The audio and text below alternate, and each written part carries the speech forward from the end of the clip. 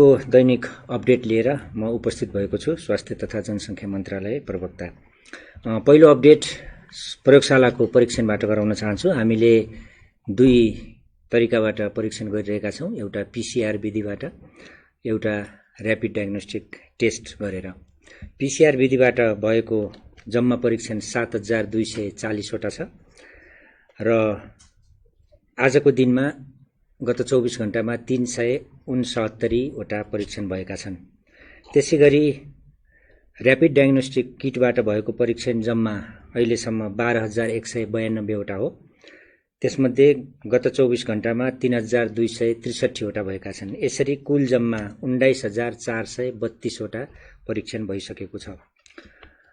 RDT परीक्षणको अवस्थाको बारेमा जानकारी गराउन चाहन्छु। 77 जिल्लाका जम्मा 8 जिल्ला बाँकी छन्। ताप्लेजुङ, इलाम, ओखलढुङ्गा, खोटाङ, सोलुखुम्बु, मनाङ, रुकुम पूर्व र डोल्पा गरेर 8 जिल्ला बाहेक अन्य सबै जिल्लामा र्यापिड डायग्नोस्टिक टेस्ट चाहिँ सुरु भइसकेको छ र यी 8 जिल्लामा पनि हुने क्रममा नै छ। हालसम्म विभिन्न जिल्लामा आरडीटी केही पोजिटिभ आएका थिए। ती पोजिटिभ केसहरूको हालसम्मको पीसीआर विधिबाट गरिएको परीक्षण पनि नेगेटिभ आएको छ। क्वारेन्टाइनमा रहेका व्यक्तिहरू आजको दिनमा 4901 जना हुनुहुन्छ। त्यसैगरी आइसोलेसनमा रहेका सम्भावित संक्रमितहरू 103 जना, जसमा उपत्यकाभित्र 8 जना र उपत्यका बाहिर 95 जना हुनुहुन्छ। कल सेन्टरको अपडेट गराउन चाहन्छु। हाम्रो कल सेन्टर 1115 र 1133 हो। यी दुईवटा कल सेन्टरमा जम्मा गत 24 घण्टामा 2879 वटा कलहरू हामीलाई प्राप्त भएका छन्। ती कलहरूको हामीले सम्बोधन गरेका छौं, जवाफहरू दिएका छौं। त्यसैगरी हाम्रो मोबाइल एप, हाम्रो स्वास्थ्य नामको मोबाइल एप छ र हाम्रो वेब पेज छ छुट्टै कोभिड-19 को बारेमा, त्यो covid19.mohp.gov.np नामको। यी दुईवटा एप्लिकेसनहरूमा क्वारेन्टाइनमा बस्नुभएका व्यक्तिहरू जसको स्वास्थ्य स्थिति आफैले स्वमूल्याङ्कन गर्ने विधिबाट इन्ट्री गराउनु भएको छ, उहाँहरूको गत 24 घण्टाको संख्या 804 जना छ। यसरी हालसम्म 18434 जनाले आफ्नो स्वमूल्याङ्कनको लागि इन्ट्री गराइसक्नु भएको छ र रेड जोनमा गत 24 घण्टामा 6 जना हुनुहुन्छ। यसरी कुल रेड जोनमा हुनेको संख्या 247 पुगेको छ। यो रेड जोनमा भएको सम्भावित संक्रमित हुन सक्ने भएकोले हामीले उहाँहरूको ट्रेसिङ कार्य अगाडि बढाइसकेका छौं र केही म फेरि पनि यहाँहरूले आफ्नो अपडेट गराइदिनु होला भन्न चाहन्छु। केहीको हामीले सम्बोधन गरिसकेको अवस्था छ भने केहीलाई हामी ट्रेसिङ गरिरहेका छौं। केही मुख्य क्रियाकलापहरूको बारेमा जानकारी दिन चाहन्छु। वीरगञ्जको छपकैयामा आज 400 र्यापिड डायग्नोस्टिक किटको परीक्षण भएको छ, जसमा सबै नतिजाहरू नेगेटिभ आएका छन्। स्वास्थ्य तथा जनसङ्ख्या मन्त्रालयबाट कोभिड-19 को महामारीको सन्दर्भमा कोभिड तथा अन्य स्वास्थ्य सेवाका सेवा प्रवाहका लागि अन्तरिम निर्देशिका 2076 जारी गरिसकिएको छ। यो चाहिँ हाम्रो वेब पेजहरूमा राखिएको छ। यसमा कोभिड क्लिनिक सञ्चालन गर्ने अनुमति पाउनुभएका 25 वटा हब अस्पताल, 64 वटा प्रादेशिक अस्पताल र 22 वटा मेडिकल कलेजहरू रहेकोमा हामीले काठमाडौँ उपत्यकाका थप 16 वटा निजी अस्पताललाई पनि कोभिड क्लिनिक सञ्चालन गर्ने गरी सूचीकृत गरेका छौं। त्यसैगरी काठमाडौँ उपत्यकाभित्र बिरामीहरूको ट्रान्सफर गर्नको निम्ति, प्रेषणमा सहयोग गर्नको निम्ति नेपाल रेड क्रस सोसाइटीसँग भएको र 100 शैय्या भन्दा बढी शैय्या भएका अस्पतालहरूसँग भएका, गैर सरकारी अस्पतालहरूसँग भएका एम्बुलेन्सहरूलाई समेत सेन्ट्रल नेटवर्कमा ल्याउने र ती एम्बुलेन्स मार्फत काठमाडौँ उपत्यकाभित्र 102 को टेलिफोन सेवा मार्फत सेवा दिने निर्णय भएको छ। त्यसैगरी आज हेल्थ क्लस्टरको भर्चुअल मिटिङ भयो, जसमा कोभिड-19 को सम्बन्धमा आपूर्ति व्यवस्थापन सम्बन्धी विभिन्न छलफलहरू र निष्कर्षहरू आएका छन्। हरेक दिन बिहीबारको 2 देखि 3 बजेसम्म प्रादेशिक हाम्रो विपद व्यवस्थापन केन्द्र सहितको बैठक हुने हामीले निर्णय गरेका छौं, जसले गर्दाखेरि स्वास्थ्य तथा जनसङ्ख्या मन्त्रालयसँग प्रदेशमा रहेका मन्त्रालयहरू, सामाजिक विकास मन्त्रालयहरू र प्रादेशिक स्वास्थ्य निर्देशनालयहरूसँग सहकार्य गर्न सजिलो होस् भनेर। त्यसैगरी काठमाडौँ उपत्यकाका सरकारी तथा निजी प्रयोगशालामा कार्यरत प्राविधिकहरूलाई कोभिड-19 को दुवै परीक्षणको बारेमा अभिमुखीकरण गरिएको छ, जसले गर्दाखेरि निजी अस्पतालहरूमा पनि आरडीटी को परीक्षणको दायरालाई फराकिलो गर्न सकियोस्। सङ्घ, प्रदेश र स्थानीय तहसँग समन्वय गर्ने, प्रदेशमा जनशक्तिको व्यवस्थापन गर्ने, परीक्षणको व्यवस्थापन गर्ने र त्यहाँबाट भएका प्रदेश स्तरबाट भएका कोभिड-19 सम्बन्धी कार्यहरूमा सहजीकरण गर्ने उद्देश्यले स्वास्थ्य तथा जनसङ्ख्या मन्त्रालयबाट 11औं तहको कर्मचारी संयोजक रहने गरी टिम खटिसकेको मैले जानकारी गराएको थिएँ। उहाँहरूको संयोजकत्वमा तहाँका सामाजिक विकास मन्त्रालयका प्रतिनिधिहरू, प्रदेश स्वास्थ्य निर्देशनालयका निर्देशक र आवश्यकता अनुसार विज्ञहरू आमन्त्रित गरेर एउटा कार्यान्वयन गर्ने टिम गठन गर्ने निर्णय भएको छ, जसले गर्दाखेरि स्वास्थ्य तथा जनसङ्ख्या मन्त्रालय र प्रदेश बीच यो कोभिड-19 को खास गरी जनशक्ति व्यवस्थापन र यो अस्पतालहरूको व्यवस्थापन र परीक्षणको दायरा बढाउनमा सहजीकरण होस् भन्ने हामीले उद्देश्य लिएका छौँ। संक्रमित व्यक्तिहरूको विवरण दिन चाहन्छु। हाल संक्रमितको संख्या 16 नै हो।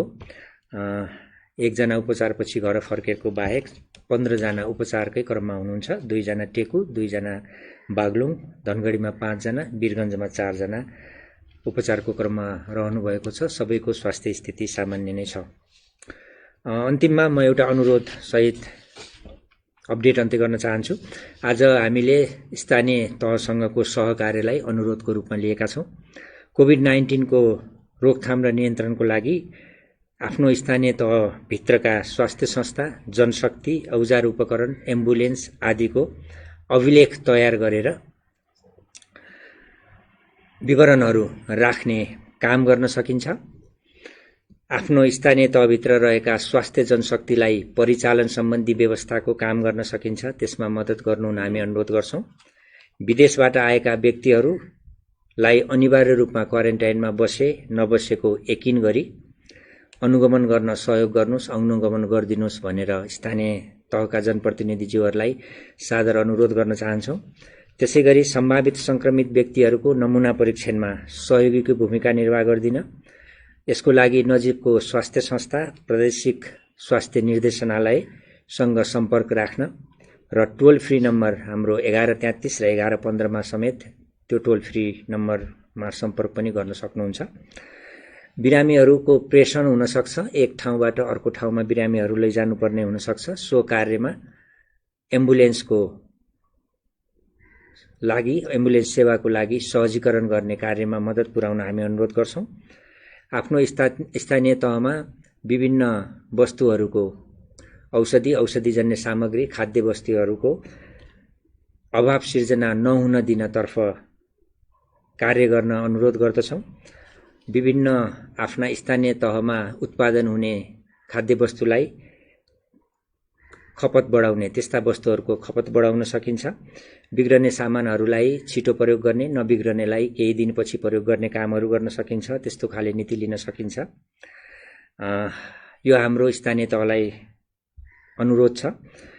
समुदायमा सहयोग, सद्भाव र भाइचारा बढाउने, एक अर्काले सहयोगको भावनाले काम गर्ने, मिलेर काम गर्यो भने हाम्रो यो आउँदै गरेको आउन सक्ने संक्रमण चाहिँ रोक्न हामी सफल हुनेछौं भन्ने स्वास्थ्य तथा जनसङ्ख्या मन्त्रालयले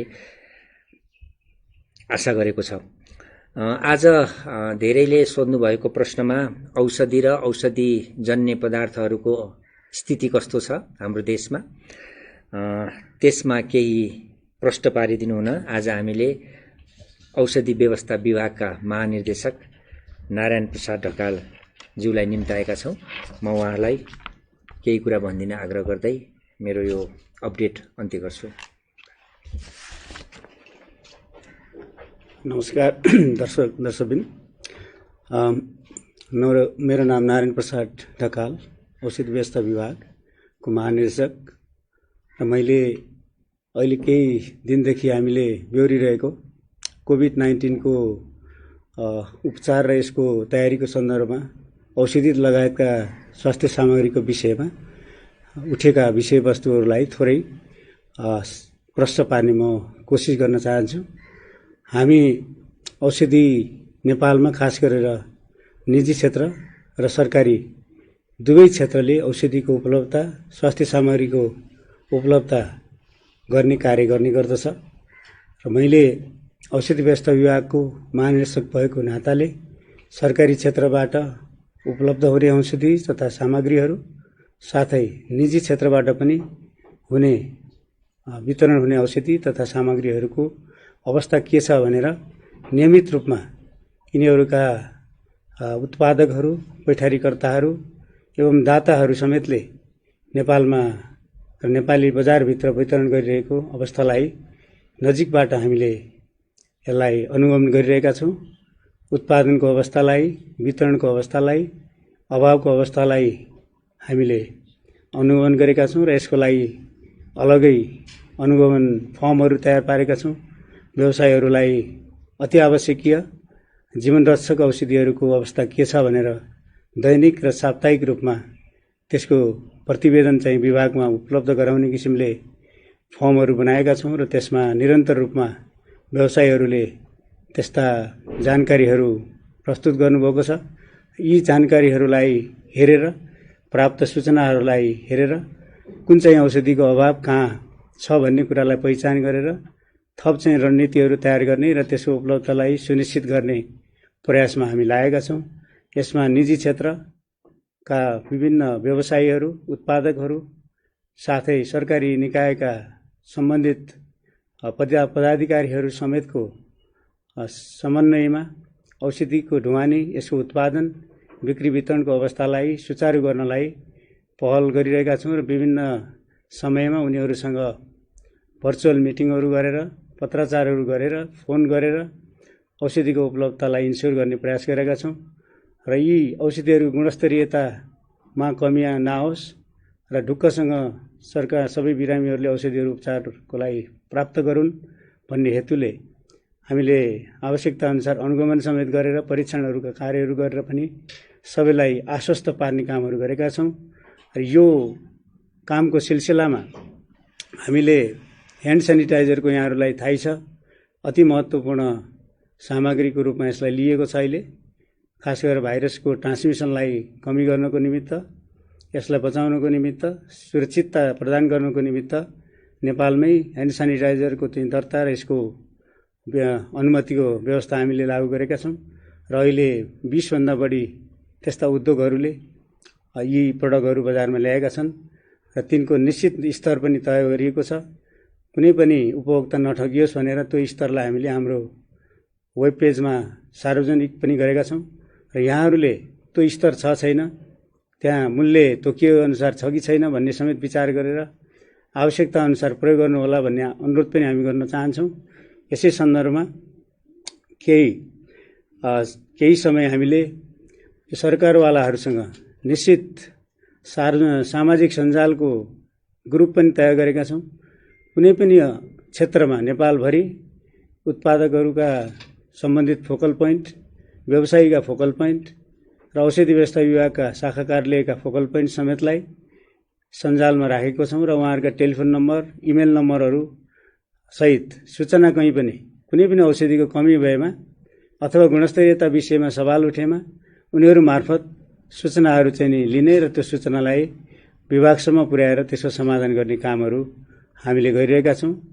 दर्शकवृन्दहरूले अहिलेको अवस्था सामान्य त अवश्य पनि होइन, तापनि फार्मेसीहरू सबै सञ्चालन गर्नलाई हामीले पहल गरेका छौँ र समय मिलाएर फार्मेसीको सञ्चालन गर्ने व्यवस्था पनि मिलाइएको छ र त्यहाँबाट औषधिहरू चाहिँ लिने, औषधि वितरण गर्ने सवालमा हामीले त्यो व्यवस्थापन गरिआएका छौँ।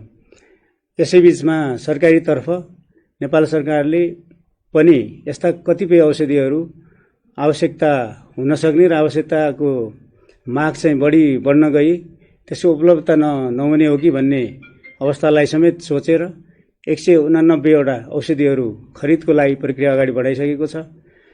त्यस्तै गरेर सुरक्षित वैयक्तिक सुरक्षित सामग्री PP mask equipment laboratory reagent लगायतका वस्तुहरूको खरिदको कतिपय खरिद भएको छ र कतिपय उपलब्ध हुने क्रममा पनि छ।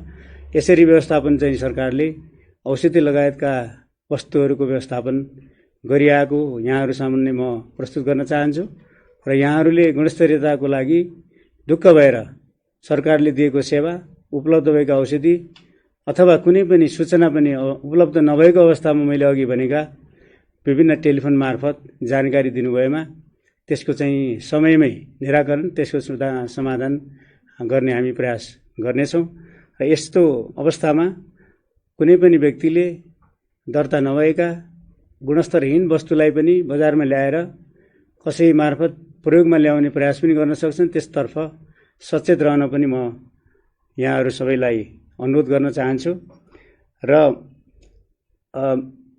यिनै विषयहरूलाई मैले टेवा पुगोस् भनेर विभागभित्र एउटा निश्चित कार्यदल पनि बनाएको छु र त्यो कार्यदलले नियमित रूपमा यहाँहरूले फिल देखेका सुनेका अवस्थाहरूलाई समेत सूचनामा ल्याउनको निमित्त त्यो कार्यदलले काम गरिरहेको छ।